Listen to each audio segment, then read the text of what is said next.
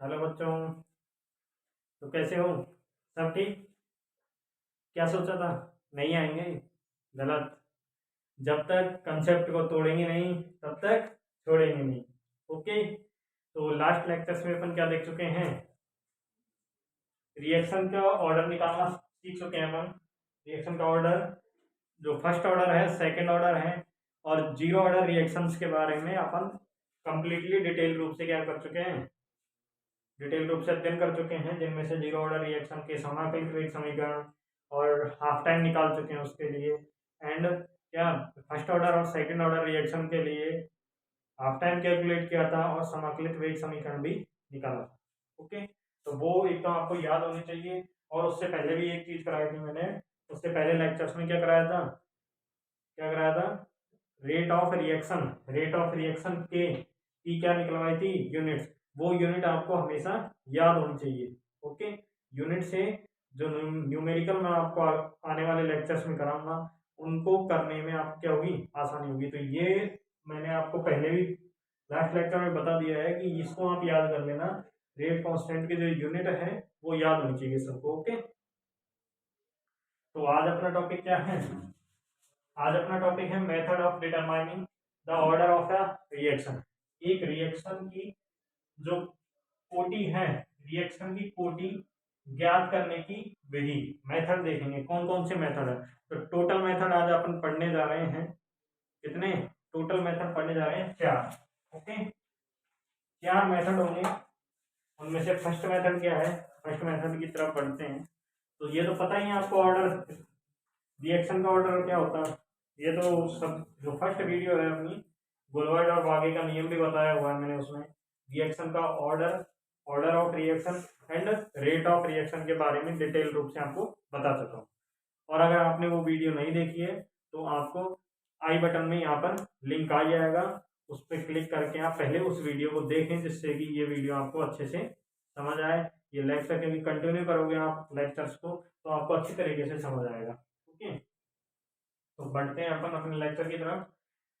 Method देखेंगे, कितने method है? 4 मेथड है ऑर्डर ऑफ जो रिएक्शन की ऑर्डर निकालने के। 4 मेथड है। उनमें से फर्स्ट मेथड क्या है अपना?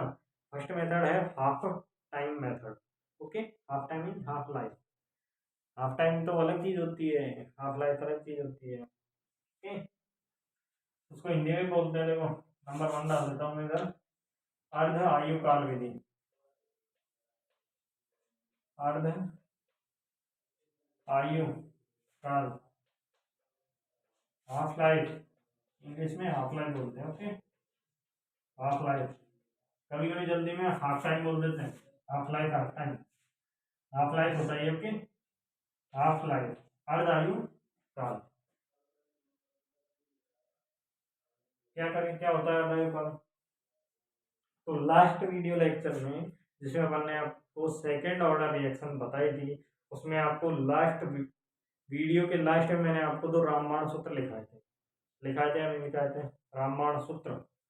तो वो रामबाण सूत्र में से एक सूत्र का यहाँ पर प्रयोग किया जाएगा। कौन से सूत्र का? तो ये सूत्र मैंने आपको डिटेल से किस वीडियो में बताए थे? लास्ट वीडियो में। तो कौन सी वीडियो थी अपनी? Second order of reaction, second order की रिएक्शन। ओके। तो अगर वो वीडियो नहीं देखी है आपने तो आई बटन में आपको लिंक मिल जाएगा, वहां से जाके देख लीजिए। ओके।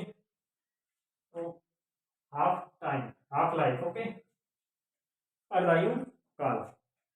तो मैंने क्या बताया था आपको? रामबाण सूत्र देखते हैं एक बार। मैंने हाफ लाइफ का T half is equals to 1/k n-1 2/a की पावर n-1 माइनस 1/a की पावर n-, ए की पावर में है ये। ओके। गलती मत करना, ए की पावर में है ये। ठीक है। ये फॉर्मूला लगाया था मैंने टी हाफ कैलकुलेट करने के लिए। अगर किसी भी ऑर्डर की रिएक्शन है उसका हाफ लाइफ आपको कैलकुलेट करना है। ओके। हाफ लाइफ अगर कैलकुलेट करना है तो आपको क्या करना पड़ेगा? हाफ लाइफ अगर आपको कैलकुलेट करना है तो इस फॉर्मूले में आप मान रख दीजिए किसका? एन का, कि किस ऑर्डर की रिएक्शन है। बट इसमें एन इज इक्वल टू 1 नहीं रख सकते, एन इज नॉट इक्वल 1 है। इस फॉर्मूले के लिए N is not equal to 1 है, बिकॉज क्योंकि क्यों है? क्योंकि यहाँ पर अगर n का मान 1 यहाँ पर 1 रखा तो 1 माइनस 1 0 e की पावर 0, तो क्या हो जाएगा 1, और ये 1 रखूंगा मैं 1 माइनस 1 0, और ये भी 1 हो जाएगा। ओके, 1 माइनस 1 0, तो ये कंप्लीट 0 आ जाएगा। तो किसी भी ऑर्डर की रिएक्शन के लिए टी हाफ 0 थोड़ी ना आता है, नहीं आता ना। तो इसमें n का मान 1 नहीं लेना है। फर्स्ट ऑर्डर रिएक्शन है, उसके लिए आपको याद ही करना पड़ेगा, उसके लिए आपको याद करना पड़ेगा क्या, हाफ लाइफ और जो समाकलित वेग समीकरण है वो। ओके, तो हाफ लाइफ हो गई। ये n बराबर 1 के लिए आपको, n बराबर 1 के लिए एप्लीकेबल नहीं है ये फॉर्मूला, और मैंने लास्ट वीडियो में एक फॉर्मूला और बताया था आपको, जिससे समाकलित वेग समीकरण का मान ज्ञात किया जा सकता है। क्या था वो? kt is equals to 1 upon n minus 1, 1 upon a की power 1 upon a minus x की power n minus 1 minus 1 upon a की पावर n माइनस 1। ओके, ये सारी चीजें मैं आपको लास्ट वीडियो लेक्चर में बता चुका हूँ। ओके, तो ये फॉर्मूला है अपने पास। इससे कैसे कैलकुलेट करें किसी भी रिएक्शन का ऑर्डर, कैसे कैलकुलेट करेंगे, क्योंकि अपन डिटरमाइन कर रहे हैं, आज डिटरमाइन कर रहे हैं क्या, किस ऑर्डर की रिएक्शन है, उसको ज्ञात करने की विधियां पढ़ रहे हैं आज। तो फर्स्ट विधि अपनी अर्धायुकाल विधि, उसमें इसका यूज होगा जो मैंने आपको रामबाण सूत्र बताया। तो ये टी हाफ है, अगर मैं देखो ये मैं लिख रहा हूँ, ये सही लिखा हूँ, देखो 1 अपॉन e की पावर n माइनस। पहले ये बताओ मैंने लिखा तो सही लिखा है, नहीं लिखा? जो टी हाफ है वो a की पावर n माइनस 1 के इनवर्सली प्रोपोर्शनल है या नहीं है, ये बताओ। पहले ये क्लियर करो, जो टी हाफ है वो a की पावर n माइनस 1 के इनवर्सली प्रोपोर्शनल है या नहीं है, बताओ भाई बताओ। ठीक है, सही लिखा है नहीं है? क्योंकि इनवर्सली प्रोपोर्शनल तो है, अपॉन में तो आ रहा है, इनवर्सली प्रोपोर्शनल बोल सकता हूँ मैं इसको। तो इसी कंसेप्ट का यूज करके अपन क्या निकालेंगे, ऑर्डर निकालेंगे रिएक्शन का। ओके, तो इसको तो मैं रफ कर देता हूँ यहाँ से, क्योंकि ये तो आप लास्ट लेक्चर में देख भी चुके हैं। तो यहाँ से इस कंसेप्ट का यूज हो, ये कंसेप्ट कहाँ से आया, इस कंसेप्ट की वजह से, और ये कंसेप्ट लास्ट वीडियो लेक्चर में। ओके, तो इसको मैं रफ कर रहा हूँ पहले, और ये आपको पता ही है आजकल मेथड चल रहा है, हाफ लाइफ मेथड। इसको तो मैं रफ कर देता हूँ, इसको भी रफ कर देते हैं यहाँ से। अब ये वाले मेथड से चलेंगे। ओके, इसको मैं ऊपर लिख दूंगा, देखो इधर लिख ही देता हूँ ना, हाफ लाइफ मेथड, नहीं तो पता ही नहीं रहेगा किसी को कौन सा मेथड चल रहा है। ऐसा भी होता है, क्लास में बैठे हैं, पता नहीं क्या चल रहा है, दिमाग में क्या चल रहा है, घर की याद आ रही है, क्लास में बैठे हैं, ऐसे भी होते हैं। मम्मी की याद आ रही है, क्या बनाया होगा, पराठे बनाए हैं, ये क्या बनाया है, ऐसे भी बच्चे होते हैं, घर चलता रहता है जहाँ उनका, उनके लिए लिखना पड़ता है। देखो हाफ लाइफ मेथड कौन सा यूज करेंगे, ये कंसेप्ट यूज करेंगे, T half is inversely proportional to A की power n minus 1। Okay, A की पावर n माइनस 1, ये कंसेप्ट को क्या करेंगे, यूज करेंगे अपन। T half is inversely proportional to A की पावर n माइनस 1। अब इस जगह में क्या मानूंगा, अगर अपने पास दो रिएक्शन है कोई, ओके, दो रिएक्शन है, जैसे माना जो रिएक्शन फर्स्ट है, माना रिएक्शन फर्स्ट के लिए जो टी हाफ है, मीन्स टी हाफ को मैं क्या बोल रहा हूँ, T1 बोल रहा हूँ इसके लिए। देखो यहाँ पे थोड़ा आपको ध्यान रखना है, मैं टी हाफ को ही T1 बोल रहा हूँ रिएक्शन फर्स्ट के लिए। रिएक्शन फर्स्ट के लिए, रिएक्शन फर्स्ट का अगर मैं बोलूं अर्धायुकाल क्या है, तो वो है टी का अर्धायुकाल, लिख देता हूं मैं, अर्ध आयुकाल। ओके, अर्धायुकाल क्या है, T1 है। ओके, T1, और इसके जो प्रारंभिक सांद्रता क्या है, इसके अणुओं की, रिएक्टेंट की, इसके रिएक्टेंट की इनिशियल कंसंट्रेशन, इनिशियल कंसंट्रेशन क्या है, कंसंट्रेशन, इनिशियल कंसंट्रेशन है A1। ओके, ये मान लो, माना रिएक्शन फर्स्ट के लिए जो हाफ लाइफ है वो तो T1 है, एंड रिएक्टेंट की जो इनिशियल कंसंट्रेशन है वो A1 है। ओके, ऐसे ही रिएक्शन सेकंड के लिए मान लेंगे, दो रिएक्शंस का यूज होगा यहाँ पर। रिएक्शन सेकंड के लिए हाफ लाइफ कितनी है T2 एंड रिएक्शन की इनिशियल कंसंट्रेशन कितनी है T2। ओके, तो अब इसका अप्लाई कर दूं रिएक्शन फर्स्ट के लिए। अगर मैं अप्लाई करूं यहाँ पर रिएक्शन फर्स्ट के लिए,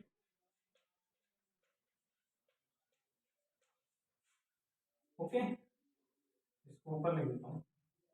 रिएक्शन फर्स्ट के लिए अगर मैं इसको अप्लाई करूं, इस फॉर्मूले में अगर इसको अप्लाई करूं, देखो टी हाफ फर्स्ट रिएक्शन के लिए टी हाफ टाइम कितना है T1, तो मैं इस जगह T1 रखूंगा, सही है।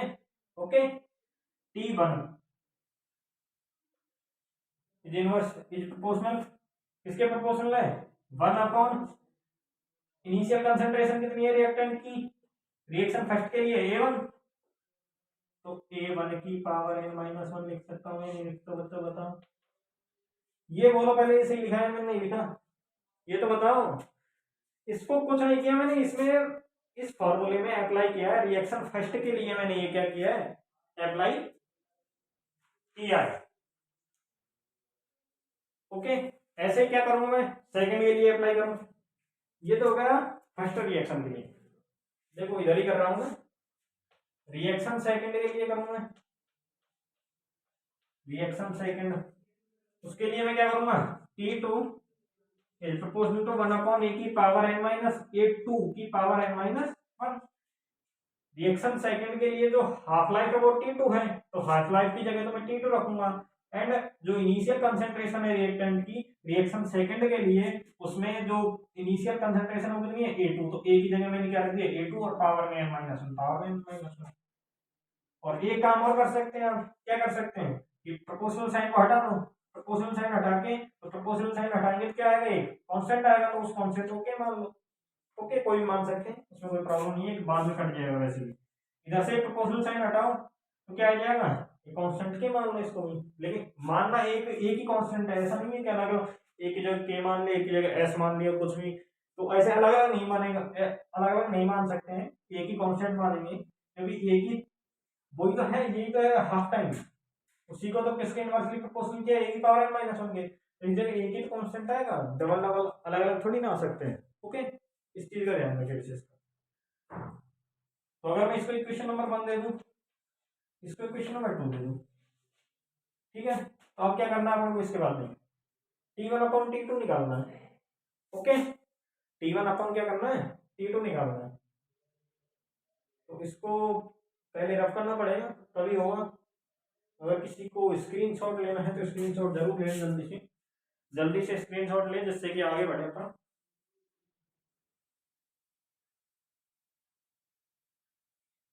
हो गया, करते हैं।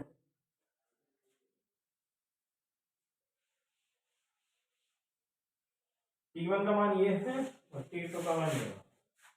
अब क्या करना है, कैलकुलेट देखो,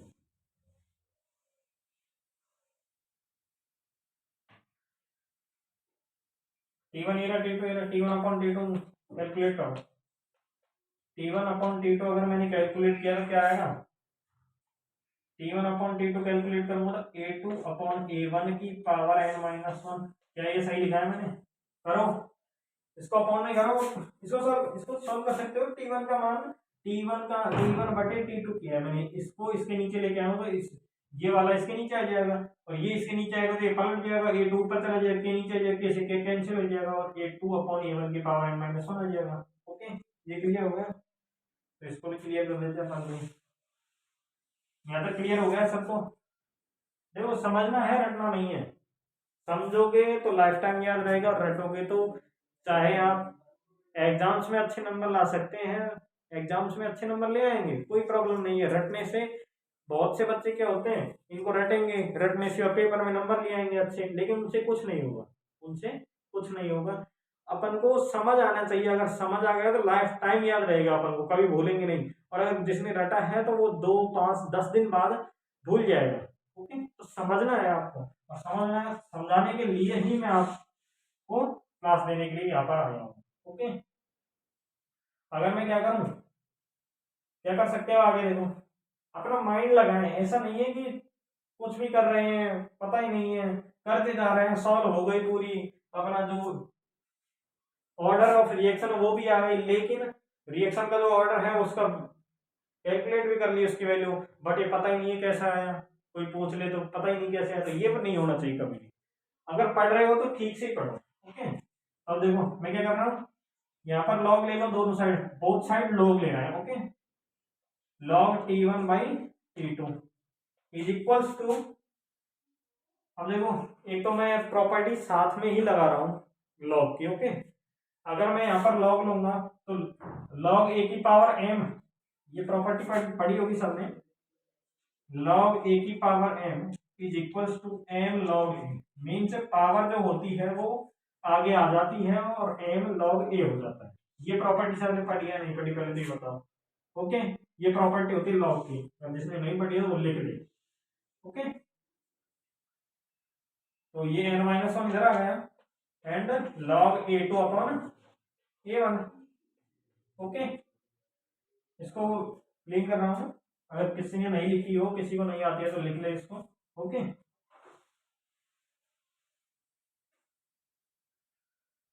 अब क्या करें बताओ, ये log t1 upon t2 is equals to n-1 log a1 upon a2। Okay, अब क्या कर सकते हैं अपन, log ले लिए both side, t2 upon t1 और a2 अपॉन a1। अब क्या करें, इसको मल्टीप्लाई करो, मल्टीप्लाई करते हैं, देखो करो, log t1 upon t2 is equals to n, ये ऐसे करो, क्या करें देखो, n-1 is equals to log t1 upon t2 upon log a2 upon a1। ये किसकी वैल्यू आ गई, n-1, क्योंकि अपन को कैलकुलेट क्या करना है, ऑर्डर कैलकुलेट करना है, किस ऑर्डर की रिएक्शन है, तो ऑर्डर क्या है, ऑर्डर निकालेंगे तो एन ही तो होता है ऑर्डर, एन से तो ऑर्डर को डिनोट किया जाता है। अपन ने यार देखो अभी जो रामबाण सूत्र था, रामबाण सूत्र क्या था अपना, रामबाण सूत्र कंसेप्ट से अपन क्या लेके आए थे, यही तो कंसेप्ट अपन ने, इसी कंसेप्ट से तो कर रहे हैं अपन इसको, तो टी हाफ किसके प्रपोर्शनल, इनवर्सली प्रपोर्शनल है की पावर n-1। ये n क्या है, n ऑर्डर है, किस ऑर्डर की रिएक्शन है, जो मैंने रामबाण सूत्र निकाला था, रामबाण सूत्र क्या था, T half is equals to 1 upon K n-1, 1 upon K n-1, और क्या है 2 अपॉन ए की पावर n-1, 2 अपॉन ए की पावर माइनस 2 अपॉन ए की power n-1 and 1 upon A की पावर n-1, ये था। ओके, तो यहाँ पर n क्या है, ऑर्डर है, मीन्स अगर मैं किसी भी ऑर्डर की रिएक्शन के लिए अगर मैं टी हाफ की वैल्यू कैलकुलेट करना चाहूँ तो उस, जब मुझे पता है वो किस ऑर्डर की रिएक्शन, अगर मैंने किसी भी रिएक्शन दी हुई है वो अगर पता हो अपन को 3 ऑर्डर की है तो उसके हाफ टाइम कैलकुलेट करने के लिए यहाँ पर n का मान क्या रखेंगे, 3 रखेंगे। ओके, तो मीन्स n क्या होता है, n क्या होता है, order, number of order. Okay, तो ये समझ आ गया आपको, देखो सब चीज समझ आनी चाहिए आपको, यही मोटिव है मेरा भी, कि कोई भी चीज ऐसा ना हो कोई पूछ ले तो कि एन का ही वैल्यू कैलकुलेट क्यों की है, क्योंकि एन ही ऑर्डर होता है, नंबर ऑफ ऑर्डर होता है। ओके, तो देखो ये इधर दिख भी नहीं रहा होगा आपको। ओके, इधर लिख देता हूँ, एन इज इक्वल्स टू, इसको इधर पक्षांतरण कर दो, 1 plus log t1 upon t2 upon log a2 upon a1। Okay, तो ये किसकी वैल्यू कैलकुलेट कर दी अपन ने, नंबर ऑफ ऑर्डर, किस मेथड से, कौन सा मेथड चल रहा है, इधर मिट गया, हाफ लाइफ मेथड से। ओके, इसमें कौन सा कंसेप्ट यूज किया है, लास्ट लेक्चर का जो अपना कंसेप्ट था, रामबाण सूत्र था, जो मैंने अभी भी आपको लिख के बताया था, T half is equals to one upon K n-1 और 2 अपॉन ए की power n-1 minus 1 upon A की पावर n-1। ओके, ये रामायण सूत्र था। उसी कंसेप्ट का यूज करके अपन ने क्या किया है, ये ऑर्डर डिटरमाइन किया है। ओके, ऑर्डर कैलकुलेट किया है। क्या है इस, ये वैल्यू क्या करनी है अपन को, याद रखनी है। ओके, एम रहा 1 plus log T one upon T two log A two upon A one, क्योंकि आने वाले वीडियो लेक्चर्स में अपन क्या करेंगे, इस पे बेस पे ही क्या करेंगे, न्यूमेरिकल करेंगे, जिसमें किसी भी एक रिएक्शन पे क्या दिया होगा, हाफ टाइम दिया होगा, तो सेकंड रिएक्शन का भी हाफ टाइम दिया होगा, सेकंड रिएक्शन के प्रारंभिक जो कंसंट्रेशन होगी रिएक्टेंट की वो भी दी होगी, और फर्स्ट जो रिएक्शन है उसकी भी क्या दी होगी, इनिशियल रिएक्टेंट की कंसंट्रेशन दी होगी। तो वहां पर क्या करना होगा अपन को, वहां पर ओनली फॉर वैल्यू क्या करनी पड़ेगी, पुट करनी पड़ेगी, और वहां से अपना जो ऑर्डर है वो आसानी से हाथ लग जाएगा। ओके, और जो ऑर्डर होता है वो हमेशा 0 1 2 मीन्स कभी ऐसा नहीं होगा, पॉइंट में आएगा। ओके, ठीक है, ये ध्यान, ये हुआ है आपका। ये कौन सा मेथड था, हाफ लाइफ मेथड। नेक्स्ट क्या पढ़ने जा रहे हैं, अगर कोई स्क्रीनशॉट लेना चाहता है तो ले ले इसका, ठीक है, रफ कर दें।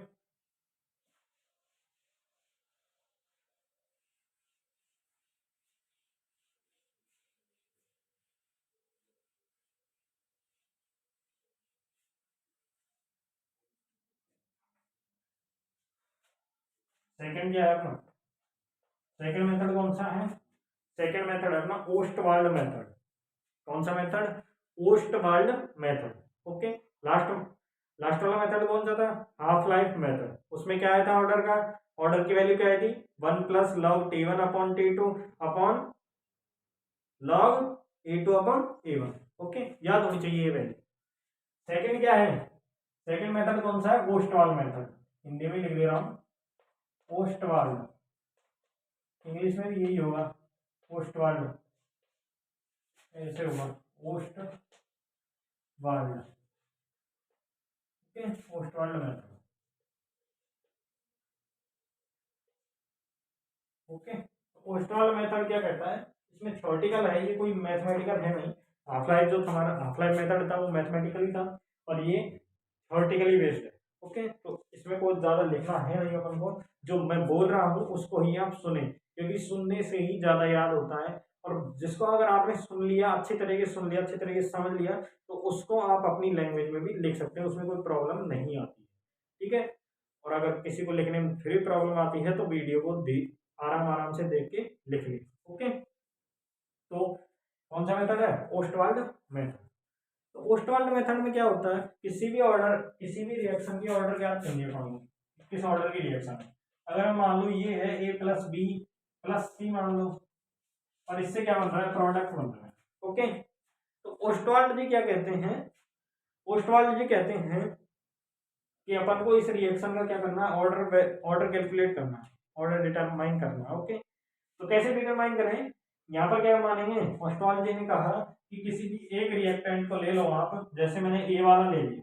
ओके, ए से क्या बन रहा है, प्रोडक्ट, और जो दूसरे जो क्या है रिएक्टेंट हैं उनको क्या कर लो, अधिक मात्रा में मान लो। क्या बोला मैंने, एक बार फिर से सुनेंगे। ओस्टवाल्ड जी ने कहा कि किसी भी एक रिएक्टेंट को ले लो आप, और उसके बाद क्या करो, उसकी रिएक्शन करो, जो बाकी के बचे जो क्या है रिएक्टेंट हैं उनको क्या कर लो, एक्सेस में मान लो, आधिक्य में मान लो। और ये मैंने आपको फर्स्ट वीडियो जो अपनी थी, order of reaction and rate of reaction, उसमें मैंने आपको ये बताया भी था कि जो रेट ऑफ रिएक्शन होती है और ऑर्डर ऑफ रिएक्शन होती है वो इसी उन रिएक्टेंट के अणुओं पर निर्भर करती है जो रिएक्शन में क्या करें, उनके रेट में क्या हो, चेंज हो, उनकी मात्रा में क्या हो, चेंजेज हो।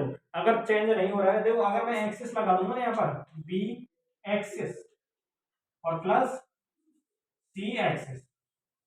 ओके, तो अगर मैंने एक्सिस लगा दिया तो मतलब इनकी मात्रा में क्या नहीं हो रही है, परिवर्तन नहीं आ रहा है, चेंज नहीं आ रहा है। और अगर चेंज नहीं आ रहा तो ये ऑर्डर में कैलकुलेट नहीं होंगी। तो जो ए से जो प्रोडक्ट बनेगा, और माना कि ये इस रिएक्शन में क्या है, ऑर्डर क्या है, N1 है, माना है। ओके, अभी कैलकुलेट तो किया नहीं है, माना है ये अपन ने। ओके, ए से जब बी, ए से जब प्रोडक्ट बन रहा है पी, क्योंकि बी और सी तो क्या है एक्सेस में है, तो ये ऑर्डर में कैलकुलेट नहीं किए जाएंगे। ओके, ओस्टवाल्ड जी ये कहते हैं कि एक जिस अभिक्रिया का आपको ऑर्डर ज्ञात करना है उस अभिक्रिया में जो शेष बचे रिएक्टेंट है उनमें से उनको क्या मान लो, एक्स मान लो। तो ए से जो प्रोडक्ट बनेगा उसकी जो कोटी आएगी वो क्या होगी, n1 होगी। ऑर्डर जो आएगा वो n1 होगा। और अगर मुझे बी का निकालना है तो मैं ए को एक्सेस में मान लूंगा, ए को एक्सेस में प्लस बी को, बी की मुझे कैलकुलेट करनी है तो इसे एक्सेस में नहीं मानूंगा, प्लस सी इसको भी एक्सेस में मान लूंगा क्योंकि मुझे बी की कैलकुलेट करनी है। ओके, बी का ऑर्डर कैलकुलेट करना है, इससे प्रोडक्ट बन रहा है तो माना इसमें क्या है, n2 ऑर्डर है। ओके, ऑर्डर क्या है इस रिएक्शन का, n2। और अगर मुझे क्या कैलकुलेट करना है, सी वाला, तो ए और बी को मैं क्या मानूंगा, एक्सेस में। ए और सी को मैं एक्सेस में मान लूंगा, ए और बी को मैं एक्सेस में मान लूंगा। ओके, इससे प्रोडक्ट बन रहा है, माने इस रिएक्शन की क्या है, ऑर्डर क्या है, n3 है। ओके, अगर देखो ये, अगर मैंने इनको एक्सेस में माना है तो ये कंप्लीट रिएक्शन की ऑर्डर नहीं है n1। ओके, कंप्लीट ऑर्डर की रिएक्शन क्या होगी, यहाँ दिख रहा होगा आपको इधर तो। ओके, तो इधर ही दिख रहा हूँ। अगर मैं बोलूँ complete order, complete reaction, complete reaction के लिए अगर मैं ऑर्डर देखूं इस रिएक्शन के लिए जिसमें अपन ने किसी को भी एक्सेस में नहीं माना है उसके लिए, तो उसके लिए जो ऑर्डर आएगा वो क्या आएगा, n1 plus n2 plus n3। क्या आएगा, n1 plus n2 plus n3। Okay, तो ये कंप्लीट रिएक्शन के लिए ऑर्डर आएगा। और ये जो कैसे कैलकुलेट करेंगे, जिस भी रिएक्टेंट का अपन को क्या करना है, कैलकुलेट करना है ऑर्डर, उसको क्या करेंगे, उसको तो एक्सेस में नहीं लेंगे और जो शेष बचे जितने भी क्या होंगे अपने पास रिएक्टेंट उनको क्या कर लेंगे, एक्सेस में मान लेंगे। तो इनकी तो कोई क्या नहीं होगी, वैल्यू ही नहीं होगी, इनकी वैल्यू नहीं होगी। क्यों नहीं होगी, क्योंकि ये एक्सेस में इनमें चेंजेस नहीं आ रहा है, तो ऑर्डर ऑफ रिएक्शन में इनका कोई योगदान नहीं होगा नहीं। ओके, ऐसे ये रिएक्टेंट के कारण ही क्या बन रहा है, प्रोडक्ट के बन रहा है, तो जो ऑर्डर ऑफ रिएक्शन है वो क्या है, n1 है। ऐसे ही यहाँ पर बी के कारण n2 और सी के कारण n3। तो कंप्लीट रिएक्शन के लिए अगर अपन ऑर्डर देखें तो वो क्या आ जाएगा, n1 plus n2 plus n3। Okay, ठीक है, तो ये आपका सेकेंड मेथड हो गया, कौन सा, ओस्टवाल्ड मेथड। अब थर्ड मेथड पे चलते हैं। तो ये क्लियर कर दूं मैं, अगर किसी को स्क्रीनशॉट लेना है तो ले ले जल्दी। ओके, रफ कर देते हैं।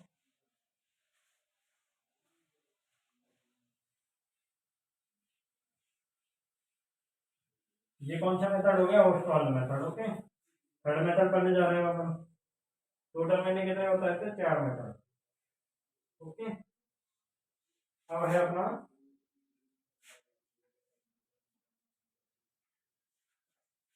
Third, integral. इंटीग्रल इंग्लिश देख लेना, इंटीग्रल मेथड। ओके, समाकलन विधि, समाकल विधि। ओके, समाकल विधि कैसे होती है, क्या होती है भाई, तो इसमें कुछ नहीं है, सिंपल है ये भी। एक आपकी बस एक जो हाफ लाइफ मेथड है वो ही थोड़ा टफ पड़ता है, वो इसमें टफ कुछ नहीं है।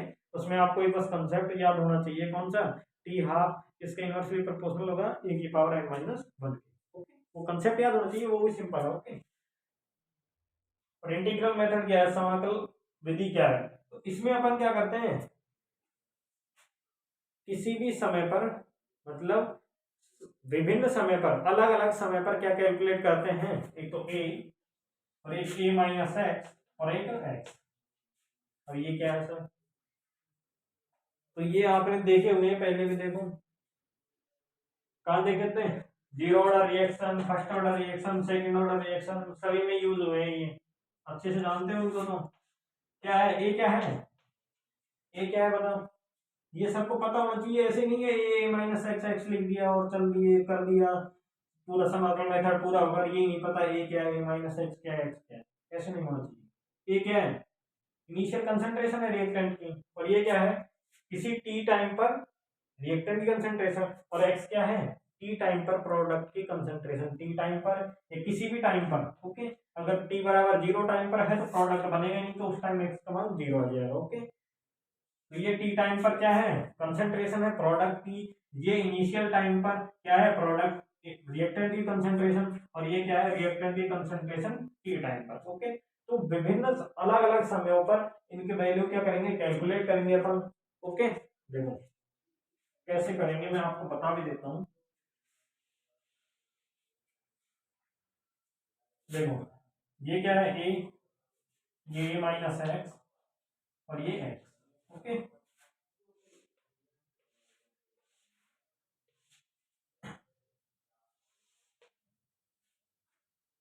अगर मैं टाइम में कितना लूँ, 0, तो टी बराबर 0 पर रिएक्टेंट की इनिशियल कंसंट्रेशन कितनी होगी, अगर मानो 100 है, 100 है। ओके, मैंने माना ये 100 है, और टी बराबर 1 पर, और टी बराबर 2 पर, और टी बराबर 3 पर, ऐसे कितने के लिए निकाल सकते हो, टी बराबर 3 पर करेंगे। ओके, तो टी बराबर 1 पर इनिशियल कंसंट्रेशन तो वही होगी 100, इनिशियल में कोई चेंज थोड़ी होगा, इनिशियल में कोई चेंज नहीं होगा, इनिशियल तो थी उतनी ही रहेगी 100, और टी बराबर 3 टाइम पर भी 100।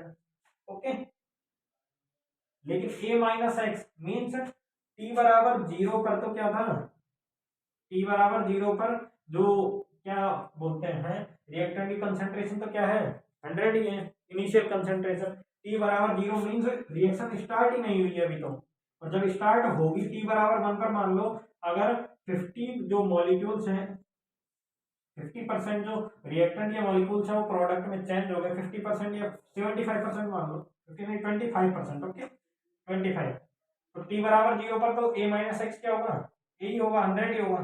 ओके, ये समझ आया कैसे लिखा मैंने, क्योंकि इनिशियल टाइम पर जो रिएक्टेंट की इनिशियल कंसंट्रेशन है वो a माइनस एक्स ही होगी, और ये जो प्रोडक्ट है वो तो अभी 0 पे है, समझे। तो टी बराबर 1, ये टी बराबर T1 ले लो, इधर 1 1 ले लो, टी बराबर T1 T2 T3 ले लो। ओके, किसी टाइम T1 पर, किसी टाइम T2 पर, किसी टाइम T3 पर। अगर मैं T1 पर बात करूं, तो अगर मैं मानूं कि 25 जो मॉलिक्यूल्स हैं, 25% जो मॉलिक्यूल्स हैं वो क्या बन गए, प्रोडक्ट में चेंज हो चुके हैं, तो अपनी a माइनस एक्स कितना बचेगा, मीन्स टी टाइम पर, T1 टाइम पर जो रिएक्टेंट की कंसंट्रेशन है वो कितनी बचेगी, 75। ओके, वैसे टी बराबर T2 पर, जो T2 समय पर, जो अगर मैं मानूं कि रिएक्टेंट के जो 50% मॉलिक्यूल्स हैं वो क्या हो, प्रोडक्ट में चेंज हो गए हैं, तो 50% ही तो बचेंगे अब इसमें।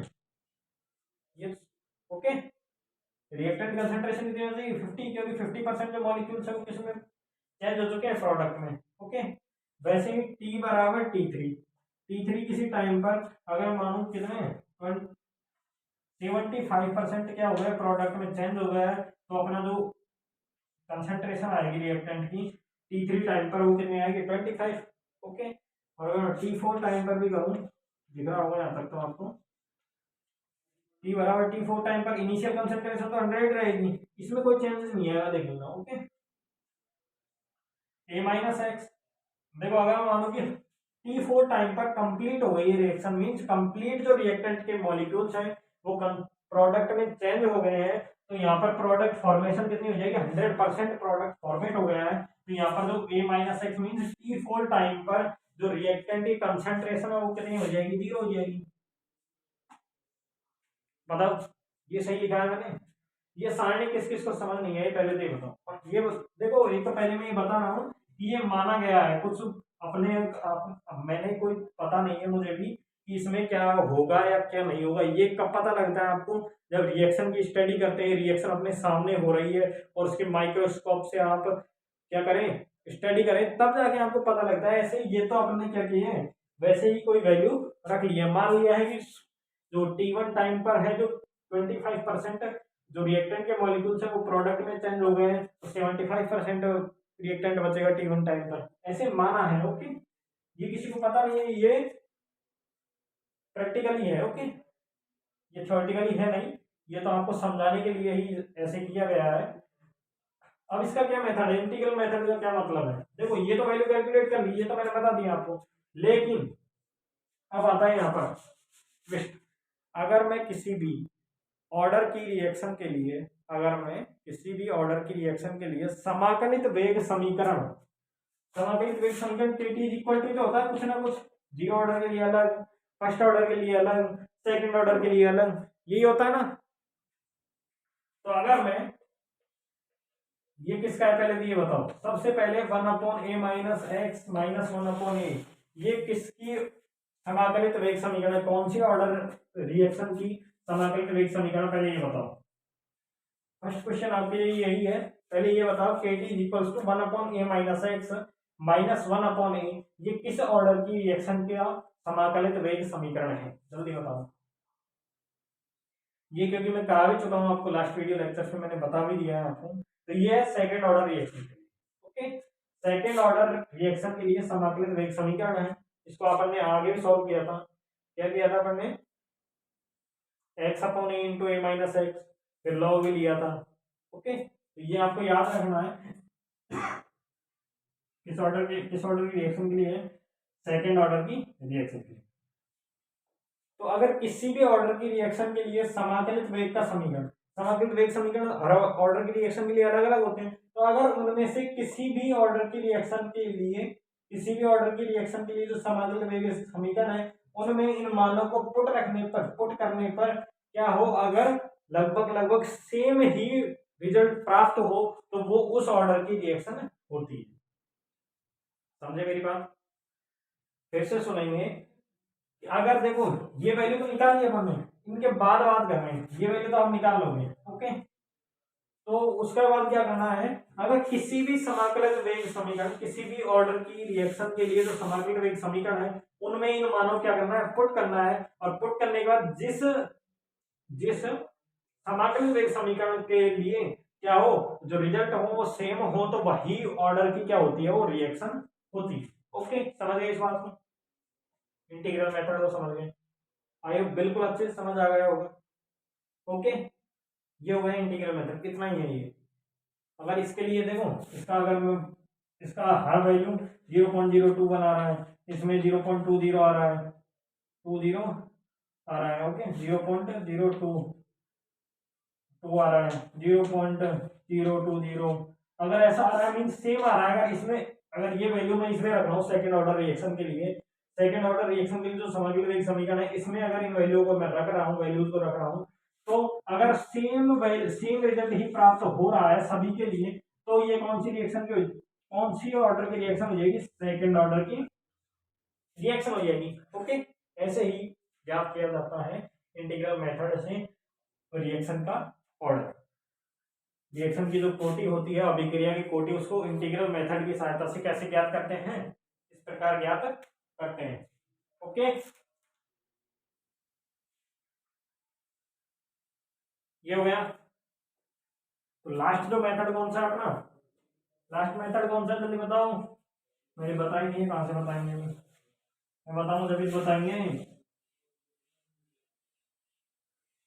चलो बताते हैं हम, हमारा तो काम ही है बताना, आपको बताते ही रहते हैं, कोई ना कोई नई इंफॉर्मेशन लेके आपके सामने रोज हाजिर होते हैं हम तो, आज भी बताएंगे आप।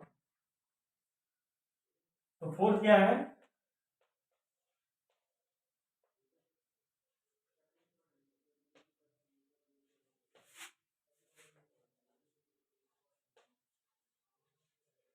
Graphical method. कौन सा मेथड पढ़ने जा रहे हैं अपन, ग्राफिकल मेथड, ओके। सबसे सिंपल है ये, इसमें कोई दिक्कत नहीं आएगी हमको। तो ग्राफिकल मेथड क्या है, कि ग्राफिकल मेथड का मतलब है कि ग्राफ की सहायता से ही आप पता लगा लेंगे कि ये कौन सी रिएक्शन, कौन सी ऑर्डर की रिएक्शन है, ओके। इसका मतलब ये है। तो ग्राफिकल मेथड में होता क्या है, जो किसी भी अभिक्रिया की जो रेट है, किसी भी रिएक्शन की जो रेट है, ये तो पढ़ा ही है पढ़ने, गुलवाइड और वागे के नियम अनुसार, जो फर्स्ट वीडियो लेक्चर था अपना, फर्स्ट वीडियो लेक्चर था, उसमें अपन ने गुलवाइड और वागे का रूल पढ़ा था, जिसमें जो रेट होती है वो प्रोपोर्शनल होती है रिएक्टेंट के मॉलिक्यूल्स के, रिएक्टेंट की कंसेंट्रेशन सॉरी। अगर मान लो ए माइनस एक्स कंसेंट्रेशन है, कंसेंट्रेशन, ओके। कंसेंट्रेशन के लिए वैसे बड़ा क्वेश्चन यूज करते हैं कंसेंट्रेशन के लिए, तो वो किसकी समानुपाती होती है, पावर एन के, ओके। कुछ भी हो सकती है पावर एन में, ओके, अगर जीरो ऑर्डर की रिएक्शन है तो जीरो हो जाएगी ऊपर, अगर फर्स्ट ऑर्डर की रिएक्शन है तो एन का मान 1 हो जाएगा, सेकेंड ऑर्डर की है तो एन का मान 2 हो जाएगा। ओके, वैसे बदलते रहेंगे। ओके, तो D X Y D T लिख सकता हूँ मैं रेट को, ये तो मैंने आपको बताया था। और ये क्या किया मैंने, इक्वल साइन लगा दिया, प्रोपोर्शनल साइन हटाया तो क्या आया कांस्टेंट, और a माइनस एक्स की पावर n लिख दिया। ओके, यहाँ तक किसी को प्रॉब्लम नहीं, बता दो पहले तो। ये n nth ऑर्डर की क्या है रिएक्शन है, तो इसमें kn लगा दीजिए, ये कोई प्रॉब्लम वाली बात नहीं है, इतनी बड़ी बात है नहीं। ओके, kn दिख तो रहा होगा ये। अब क्या कर सकते हैं अपन, ये रेट है, रेट को dx अपॉन dt लिख सकते हैं, दोनों साइड क्या ले लो, लॉग ले लो, लॉग dx अपॉन dt। कुछ नहीं है, पागल बनाने का धंधा है, कुछ नहीं है इसमें। सीधा अपन यहां से भी देख सकते हैं, rate is equal, rate is proportional है किसके, a माइनस एक्स की पावर n के, तो इसमें तो यहीं से अपन ग्राफ ड्रॉ कर सकते हैं। बट बुक्स में ऐसे दिया हुआ है तो मैं आपको पूरा कैलकुलेट करा रहा हूँ, क्योंकि जो अपन किसके लिए पढ़ रहे हैं, हम बीएससी के लिए पढ़ रहे हैं। अगर बीएससी फर्स्ट ईयर में अगर ये क्वेश्चन आ जाता है, तो अगर बीएससी फर्स्ट ईयर में अपन यहीं तक अगर अपन करके आते हैं और ग्राफ बना के आते हैं, तो आई होप कि पूरे नंबर मिल जाना चाहिए। बट फिर भी हम रिस्क नहीं लेते हैं, हमारे पास जितना भी कंटेंट होता है वो आपको प्रोवाइड करते हैं, जिससे कि आप कभी भी चाहे भविष्य में कभी भी नंबर ना कटे, मीन्स नंबर कटने की हमारी तरफ से कोई कमी ना रहे। आप ना लिखें उसकी बात अलग है, लेकिन हमें लिखाना जरूरी होता है। ओके, समझा होगा। लॉग में इधर लूंगा, देखो log A into B is equal to log A plus log B, ये प्रॉपर्टी तो आपको याद ही होगी। तो लॉग लूंगा तो ए इंटू बी हो जाएगा, log A plus log B लिख दूंगा मैं इसको। Okay, log A plus log B, A minus X की पावर है, log D X Y D T is equals to log A N minus A log A की power N. अभी बताइए थोड़ी देर पहले प्रॉपर्टी, लॉग ए की power N, तो N log ए होता है ना, तो इसको एन को मैं इधर लिया है, N log A minus x. Okay, आया समझ इधर तक, आया नहीं? तो यहीं पर ग्राफ प्लॉट कर देते हैं, ज्यादा आगे सॉल्व करने की जरूरत नहीं। ग्राफ प्लॉट अगर करना चाहे अपन, ये तो दिख रहा होगा आपको, दिख रहा है नहीं दिख रहा, ऊपर लिखूं, कुछ नहीं किया इधर तो मैंने, log D x upon D T, चलो ऊपर लिख देता हूँ, दिख रहा नहीं दिख रहा आपको, इज इक्वल्स टू लॉग के एन, ये ऐसे कैसे पुट किया है, माइनस जो ये पावर है ये आगे आ जाएगी कैसे, लॉग की प्रॉपर्टी होती है लॉग एन की power N, N log N. Okay, N log A minus X, ये दिख रहा है आपको, दिख रहा होगा। ओके, अगर ये देखो किस प्रकार की इक्वेशन बन रही है, देखो किस प्रकार की इक्वेशन बन रही है, देखो इसको किस प्रकार की बन रही है, y बराबर M X plus C, Y बराबर ये तो क्या बन गया M X with negative sign, and ये क्या बन रहा है सी, कांस्टेंट हो रहा है। तो अगर इसके अब क्या करें, ग्राफ प्लॉट करें तो क्या होगा, देखो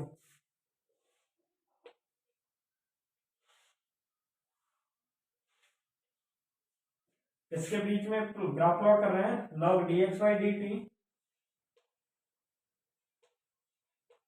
log D X Y D T and log A minus X के middle, log A minus X के बीच में क्या कर रहे हैं, ग्राफ प्लॉट करें तो क्या आएगा, किसका इक्वेशन है, y बराबर एम एक्स प्लस सी, लाइन का, तो ये क्या आएगी, लाइन आएगी। ओके, और कहां से स्टार्ट होगी, ये मूल बिंदु से स्टार्ट नहीं होगी, मूल बिंदु से स्टार्ट नहीं होगी, तो ये मूल बिंदु ओ है, यहाँ से स्टार्ट नहीं होगी, क्या नहीं होगी, क्योंकि कुछ ना कुछ इंटरसेप्ट है। ये कितना इंटरसेप्ट है, ये इंटरसेप्ट है लॉग के एन, इंटरसेप्ट मीन्स क्या होता है, अंतःखंड। ओके, अंतःखंड ये जानते होंगे, अंतःखंड क्या होता है। ओके, ये अंतःखंड है, लॉग के अंतःखंड हो गया। अगर मैं देखूं क्या स्लोप, स्लोप कितना होगा,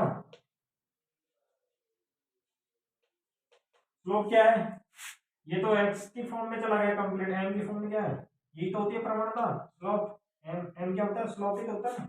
ओके, तो यहाँ पर स्लोप क्या है M, okay slope N, slope को tan थीटा बोल देते हैं। ओके ये की बात होती है, slope is equal to tan theta. तो ये क्या हो गया आपका ग्राफिकल मेथड कंप्लीट हो गया। तो कैसे पता लगाएंगे कौन सी रिएक्शन किस ऑर्डर की है, किससे, ग्राफ से। तो कैसे पता करेंगे, देखो अगर किसी को स्क्रीनशॉट लेना है जल्दी लें, रफ कर दें। तो देखो कैसे पता लगेगा किसी को भी किस ऑर्डर की रिएक्शन है, उसका कैसे पता लगाएंगे, इससे ग्राफ से कैसे पता लगाएंगे, ग्राफ से अपन को दिया हो। तो ये ग्राफ तो ये है, देखो ये इधर रेट है, रेट ही लिख देता हूँ सीधा, रेट और इधर क्या है, रिएक्टेंट की कंसंट्रेशन है। ओके और ये ग्राफ अपना ये है, उसमें क्या है, इधर रेट है और इधर क्या है, रिएक्टेंट की कंसंट्रेशन है। ओके एक में तो क्या है, कोई डिपेंड नहीं कर रहा, डिपेंडेंसी नहीं है इसमें। ओके रेट और जो कंसंट्रेशन है किसकी, रिएक्टेंट की, उसमें तो कोई क्या नहीं है, क्या नहीं है, डिपेंडेंसी नहीं है। क्यों नहीं है, ये कौन सी ऑर्डर रिएक्शन की, जीरो ऑर्डर की, zero order, zero order reaction है। क्यों, क्योंकि जो अपन ने जीरो ऑर्डर रिएक्शन पढ़ी थी, क्या पढ़ी थी, जीरो ऑर्डर रिएक्शन में जो रेट होती है वो किसके प्रोपोर्शनल होती है, अभिकारक की जी शून्य घात के, जीरो घात के, ए माइनस एक्स होगा, ए माइनस एक्स की पावर जीरो मीन्स इसको करेंगे तो के ही आ जाएगा, K into one, rate is equals to K into one. Means जो रेट है वो किस पे डिपेंड नहीं कर रही है, रिएक्टेंट की कंसेंट्रेशन पर डिपेंड कर ही नहीं रही है। तो इसमें क्या जो ग्राफ आएगा वो क्या आएगा, स्ट्रेट लाइन आएगा। बट जो अपन ने फर्स्ट ऑर्डर की रिएक्शन पढ़ी थी उसमें देखो कुछ इस प्रकार का ग्राफ आया। ओके कुछ इस प्रकार का ग्राफ आएगा। तो अपन ने वहां क्या पढ़ा था, रेट जो होती है, ये नियम तो सबने सेम पढ़ा था। सेकेंड ऑर्डर की थी तो उसमें पावर टू की थी इस जगह, फर्स्ट ऑर्डर की थी इस जगह क्या की थी, पावर वन की थी। Rate is proportional A minus X की पावर वन, मीन्स रेट किसके प्रोपोर्शनल है, रिएक्टेंट कंसंट्रेशन प्रोपोर्शनल है, समानुपाती है। तो इसका जो क्या आएगा, ग्राफ आएगा वो इस प्रकार आएगा। ओके जो रिएक्टेंट कंसंट्रेशन बढ़ेगी तो रेट भी बढ़ रही है। ओके ये दिख रहा है, आपको दिख रहा है, ग्राफ से स्पष्ट हो रहा है ये। ओके तो ये कौन सा मेथड हो गया अपना, ग्राफिकल मेथड। चार मेथड अपन ने कंप्लीट कर लिए हैं जो कि अपने ऑर्डर ऑफ रिएक्शन या डिटरमाइन करने के यही चार क्या है अपने पास मेथड्स हैं जो मैंने आपको इस वीडियो में कंप्लीट करा दिए हैं। आई होप कि ये आपको समझ आए होंगे। इनके जो ग्राफिकल मेथड है वो सभी आपको समझ आए होंगे। ओस्टवाल्ड मेथड और कौन सा पढ़ा था, हाफ लाइफ मेथड। उसमें हाफ लाइफ मेथड में क्या यूज हुआ था, हाफ लाइफ मेथड में अपना यूज हुआ था जो लास्ट वीडियो कंसेप्ट था कि आप जो मैंने रामबाण सूत्र बताया था आपको वो वाले कंसेप्ट यूज हुए थे। तो वो कंसेप्ट जो है इनको आपको याद करना है, क्योंकि इनको याद कर लेंगे तो आपको जो छोटी छोटी चीजें हैं उनको याद करने में दिक्कत नहीं आएगी। ओके छोटी छोटी चीजें याद कर लेंगे तो आपको बड़ी चीजों में याद करने में कोई दिक्कत नहीं आएगी, जिससे कि आपकी जो केमिस्ट्री है, फिजिकल केमिस्ट्री है और बीएससी फर्स्ट ईयर में तो सिंपल है, कोई दिक्कत वाली बात नहीं है। सिंपल सी केमिस्ट्री है, कितनी बड़ी, क्योंकि हमने 12th में पढ़ा रखा है। ये तो ग्राफिकल में ये तो नहीं पढ़े होंगे, फिर भी मेथड नहीं पढ़े होंगे ऑर्डर ऑफ रिएक्शन के, लेकिन फर्स्ट ऑर्डर सेकंड ऑर्डर ये सब क्या करनी है आपने कंप्लीट कर ली है इन 12th क्लास। ओके तो आज का बस इतना ही, method of determining of order of reaction. Okay तो ये क्या हो चुका है, टॉपिक अपना कंप्लीट हो चुका है। अगर आपको कोई प्रॉब्लम आती है तो कमेंट बॉक्स में आप कमेंट करें। ओके तो चैनल को क्या करें, सब्सक्राइब करें। थैंक यू, धन्यवाद।